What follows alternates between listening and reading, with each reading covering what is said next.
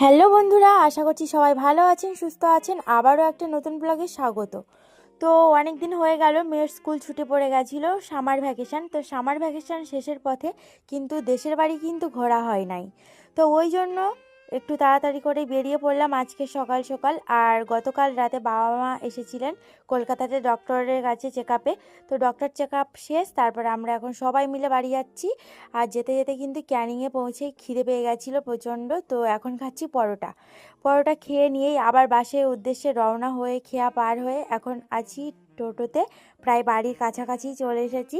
আর আজকের এতটাই রৌদ্র, মানে এখন বাজে সকাল 10:30, কিন্তু প্রচণ্ড রৌদ্র। বাড়ি ফিরে দেখছিলাম রেশন দিচ্ছে, রেশনে কিন্তু কার্ড জমা দেওয়া ছিল। তো এখন চলে এসেছি বিকেলবেলা। তারপর রেশন থেকে বাড়ি ফিরে একটু বানিয়ে নিয়েছিলাম রুটি দিয়ে ডিম টোস্ট। তো কেমন হয়েছে আজকের ব্লগটা অবশ্যই জানাবেন। আর এই যে অন্ধকারে ঘেমে নিয়ে আর এই বাইরে বসে বসে খাচ্ছি, এখানে একটা মিনিও এসে গেছিলো আমাদের পাউরুটি খাওয়া দেখে, কিন্তু সে বড্ড লুকিয়ে পড়ছিল বেঞ্চে।